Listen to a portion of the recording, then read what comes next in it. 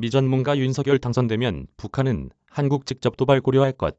미국에서 한국 대통령 선거의 결과가 미사일 시험 발사를 이어가는 북한과의 관계에 미칠 영향에 대한 분석이 나왔다. 미국 정치 전문 매체 더힐은 14일 전문가의 분석을 인용, 북한의 도발에는 미국의 책임이 다분히 있다는 취지의 내용을 담은 기사를 실었다. 미사일 발사로 압박을 받고 있는 바이든의 대북 전략이라는 제목의 해당 기사는 미국은 북한과 대화할 준비가 분명히 되어 있다.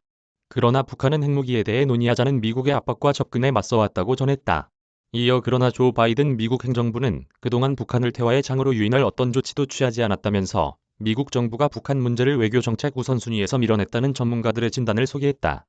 카네기 국제평화재단 앙킷 판다 연구원은 더힐과 한 인터뷰에서 바이든 정부는 북한 문제에 초점을 두고 있지 않다. 주한 미국 대사 자리가 장기 공석 상태인 것이 그 근거라면서 큰 실수라고 지적했다.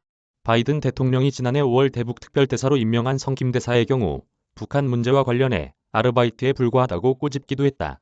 실제로 김 대사는 주 인도네시아 대사를 겸하고 있다. 판다 연구원은 윤석열 국민의힘 대선 후보를 언급하기도 했다. 그는 보수정당의 윤석열 후보가 한국 대선에서 승리할 경우 이 지역의 긴장을 촉발시킬 개연성이 있다고 우려했다. 실제로 윤 후보는 지난 12일 신년 기자회견에서 북한 미사일 도발 위협을 방지할 계획을 묻는 말에 조짐이 보일 때 저희 세축체제 제일 앞에 있는 길체인이라고 하는 선제 타격 밖에는 막을 수 있는 방법이 없다며 이른바 선제 타격론을 꺼내든 바 있다. 지난 14일에는 페이스북의 주적은 북한이라는 5글자 게시물을 올리기도 했다. 북한의 이딴 미사일 도발에 대한 반응으로 분석된다.